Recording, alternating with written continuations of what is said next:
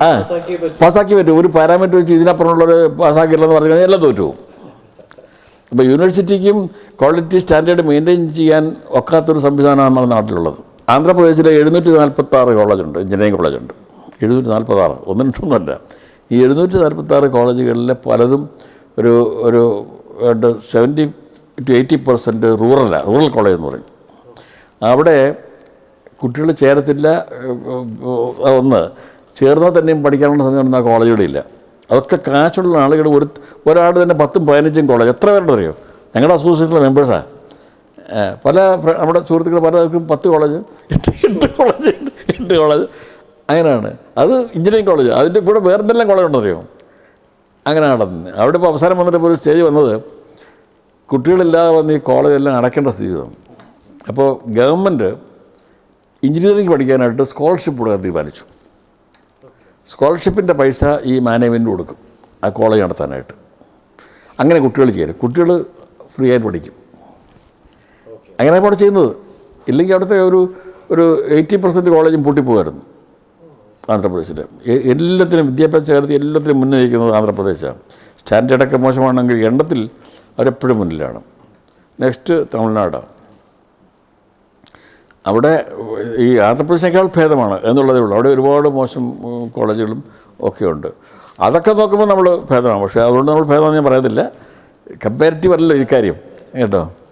ഇവിടെ തുടങ്ങിയവർക്കെല്ലാം തന്നെ നന്നായിട്ട് നടത്താൻ കഴിയുന്നവരാണ്. അവരൊന്ന് മനസ്സ് വെച്ചാൽ മതി. ഒരു വിഷൻ ഉണ്ടായാൽ മതി. വിഷൻ ഉണ്ടായാൽ മതി, അത്രയേ ഉള്ളൂ. നല്ല സ്ഥലമായിട്ട് നടത്താൻ കഴിയുന്നവരാണ് എല്ലാവരും എൻ്റെ അഭിപ്രായത്തിൽ. കാരണം എല്ലാവരുമായിട്ട് എനിക്ക് വ്യക്തിപരമായ ബന്ധമുള്ളവരാണ്. അവർക്കൊക്കെ പല ബിസിനസ് വേറെ ഉണ്ട്. അതാണ് എൻ്റെ പ്രശ്നം. അവർക്ക് വിദ്യാഭ്യാസം മാത്രമല്ല, വിദ്യാഭ്യാസം അവരുടെ പല ആക്ടിവിറ്റീസിൽ ഒന്ന് എന്നുള്ളതേ ഉള്ളൂ. നമ്മളെപ്പോൾ ഇത് മാത്രമായിട്ടിരിക്കുന്നവരല്ല. അവരെ കുഴപ്പമല്ലത്. അതൊക്കെ ഉള്ളതുകൊണ്ട് അവർ ഇത് കോളേജ് തുടങ്ങാൻ പറ്റിയത്. ഞാൻ ഒരു കൺസെപ്റ്റിനെ പറ്റി ഞാൻ നമ്മുടെ ഫിനാൻസ് മിനിസ്റ്റർക്ക് ഒരു റെപ്രസെൻറ്റേഷൻ ഞാൻ കൊടുത്തിട്ടുണ്ട്. ഇപ്പോൾ ഈ ബഡ്ജറ്റിൽ കൊള്ളിക്കാനായിട്ട് നമുക്കൊരു ഇൻ്റർനാഷണൽ യൂണിവേഴ്സിറ്റി വേണം. പേര് മാത്രം പോരാ, പേരിലല്ല, അത് ആക്ച്വലായിട്ട് തന്നെ അങ്ങനെ ആയിരിക്കണം.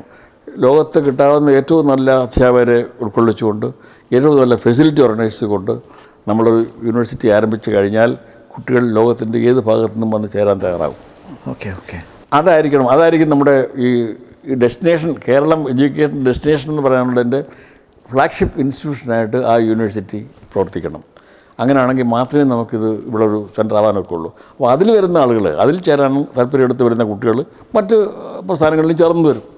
അങ്ങനെ അത് ഗ്രാജുവലായിട്ട് മാത്രമല്ല ആ ക്വാളിറ്റിയും പെർക്വാളിറ്റിയും ഇങ്ങനെയൊക്കെ ചെയ്താൽ നമുക്ക് പുറത്തുനിന്ന് കുട്ടികളെ കിട്ടും എന്ന് കണ്ടു കഴിഞ്ഞാൽ ആ ക്വാളിറ്റി ലെവലിലേക്ക് ഉയരാനായിട്ട് ശ്രമിക്കും. ഇപ്പോൾ ഞങ്ങളുടെ തന്നെ ഇപ്പോൾ അങ്ങനത്തെ വലിയൊരു പ്രസ്ഥാനം വരുവാണെങ്കിൽ അതിൽ നമ്മളെക്കാൾ നല്ല ക്വാളിറ്റി, അപ്പോൾ ഞങ്ങൾ IIM ലെവലിലേക്ക് വരണമെന്നുള്ള ആഗ്രഹത്തിൽ ഞങ്ങളിരിക്കുന്നു.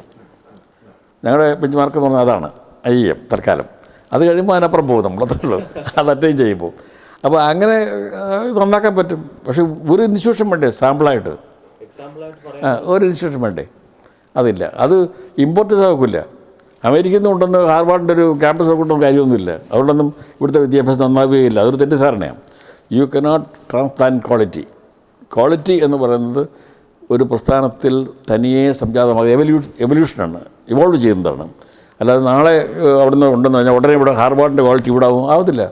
ഹാർവാർഡ് 200 കൊല്ലം കൊണ്ട് അങ്ങനെ ആയത് കേട്ടോ. അപ്പോൾ അമേരിക്കയിലുള്ള ഇപ്പോൾ ഇംഗ്ലണ്ടിലെ ഒരു ഓക്സ്ഫോർഡും ഒരു കേംബ്രിഡ്ജേ ഉള്ളൂ. അവിടെ 100-200 യൂണിവേഴ്സിറ്റികളുണ്ട്. പക്ഷേ ഇത് ഓരോന്നേ ഉള്ളൂ. വേറെ റിപ്ലിക്ക ഉണ്ടാക്കാൻ പറ്റിയിട്ടില്ല. മറ്റേ സാധ്യമല്ല.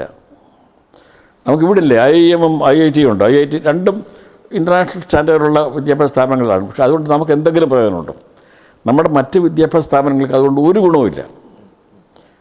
അതിൽ നിന്ന് ഒരു തരത്തിലുള്ള ഹെൽപ്പും മറ്റ് പ്രസ്ഥാനങ്ങൾക്ക് ഉണ്ടാവുകയില്ല. ഉണ്ടാവണമെന്ന് പ്രതീക്ഷിക്കുന്ന തെറ്റാ. അപ്പോൾ അത് നോക്കില്ല. അത് ഇവിടെ തന്നെ ഇവോൾവ് ചെയ്യണം. Yes sir, of course sir. അത് കാലക്രമേണ SCMS ഇവോൾവ് ചെയ്യുമെന്ന് എൻ്റെ പ്രതീക്ഷ.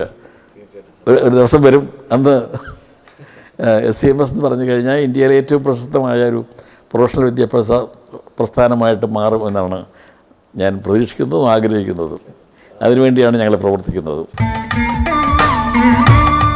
IIMകളെ പോലെ സ്വയംഭരണ അവകാശമുള്ള ബിസിനസ് സ്കൂളാണ് SCMS.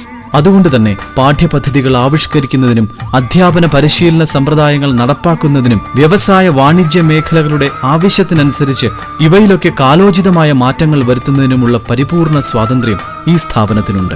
ഇന്ത്യയിലുള്ള IIM ഉൾപ്പെടെയുള്ള ഏറ്റവും മികച്ച 50 ബിസിനസ് സ്കൂളുകളിൽ 49 എണ്ണവും സ്വയംഭരണ സ്ഥാപനങ്ങളും PGDM ബിരുദം നൽകുന്നവയുമാണ്.